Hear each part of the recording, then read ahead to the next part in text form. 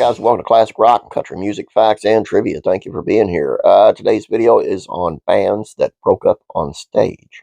Now, these are some bands that broke up on stage. I know there were more. These are the ones I chose, and I hope you enjoy them. We're going to start with Poison.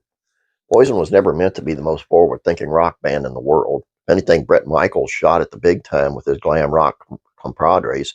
I was more interested in bringing a party everywhere they went. Although the band could at least deliver a good time at most shows, their arrival at the '91 MTV Awards was a disaster from the minute that guitar CC DeVille walked into the building.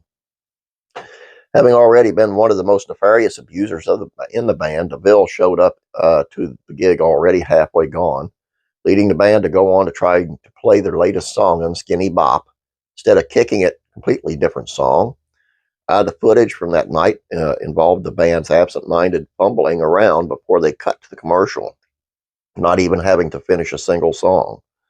Once they arrived backstage, the gloves came off, with Michaels and DeVille getting into an altercation, leading to DeVille's departure from the band shortly afterward. Even though the band tried to continue on with the new guitarist and Richie Cohen, it was clear that the initial magic of the band was left on the MTV stage that night. And then we go to the Sex Pistols. San Francisco has never been the healthiest environment for any rock band, even though plenty of incredible acts have come from the city. The track record of the amount of bands that stayed together after visiting is surprisingly small. Oasis nearly bit the dust there. Grateful Dead called it a day when they arrived, and the Sex Pistols ended their final show with a whimper instead of a bang. Before they had entered America, Sex Pistols were already known as one of the biggest bands in the world, with John Lydon living up to his reputation as one of the most outspoken wild men in rock and roll. But once they started to make their way across America with Sid Vicious in tow, their self-destruction got the better of them, more often than not, including Vicious carving his chest in need of a fix. By the time the band appeared on stage for the San Francisco gig, Lydon knew that the band was over, only getting through a handful of tunes before calling it a day. In just a few short minutes on the stage, the band were left limping back to their home country and closed the door on the golden age of punk rock. Okay, this ain't really rock, but here we go with Wham. When looking at band separations, it always tends to come back to artists who don't want to work together anymore. Even if the group may be in fine form, the amount of animosity brewing between everyone is often too much for them to enter the studio ever again. For all of the drama-fueled breakups in rock history, George Michael and Andrew Ridgeley may have been one of the most amicable breakups on stage that the world has ever known. With what? After becoming one of the most biggest duos in the history of the success of songs like Wham Rap, Michael and Ridgeley started to conquer the mainstream with one hit after another, and by the time they got to making Careless Whisper, though, it was becoming abundantly clear that Ridgeley wasn't really pulling as much weight, nor did he really care to.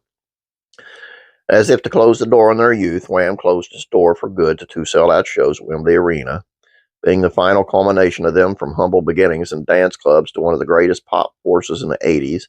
When you look at the shows on their own, this practically isn't a breakup at all. This was a kickstart for Michael's solo career that happened to feature Ridgeley on stage with him.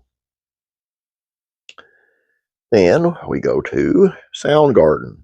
All the bands out of Seattle, Soundgarden was one of the few who could claim to have seen it all. Compared to the biggest power players of grunge, the band got their start reasonably early, releasing their debut album years before the likes of Pearl Jam or Nirvana had even started. Although the bands were early bloomers in Seattle, their careers ended after one final disastrous gig in Hawaii. It's not like the band didn't see a stop coming.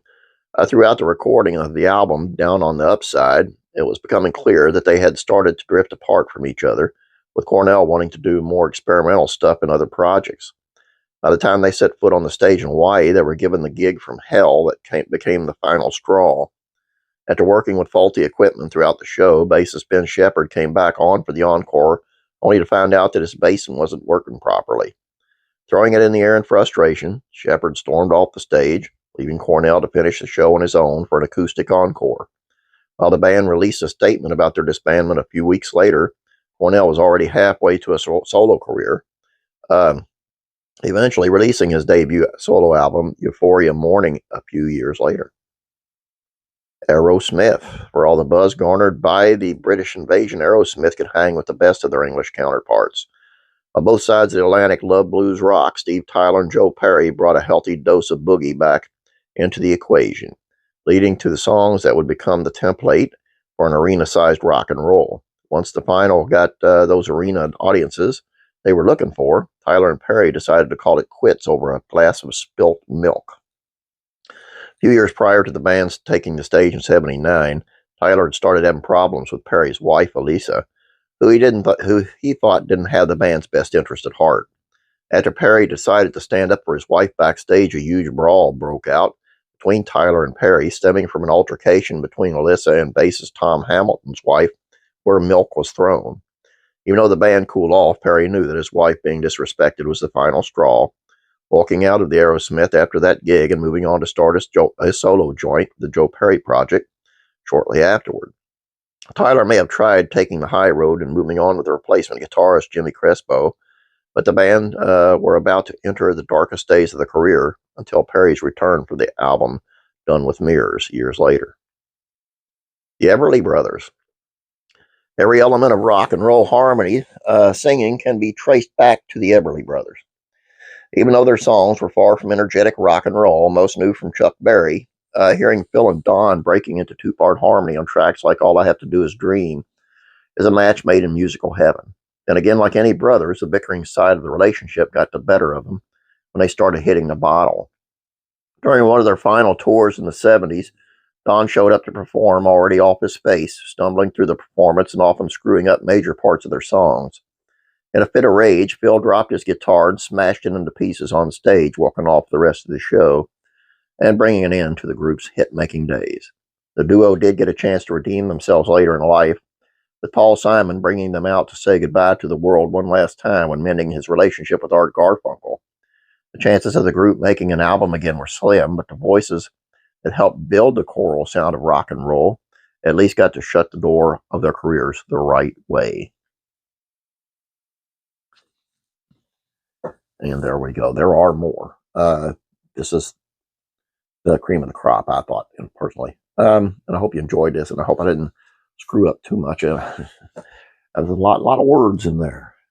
Anyway, it's just kind of sad, especially with the Everly Brothers. I mean, your brothers are crying out loud. I know you don't have to get along all the time, but grow up. That's all I have for you guys. Hope you enjoyed this. Please don't forget about classic TV facts and trivia on the Twilight Zone. Pretty cool. Have a great day. God bless, and I'm praying for you.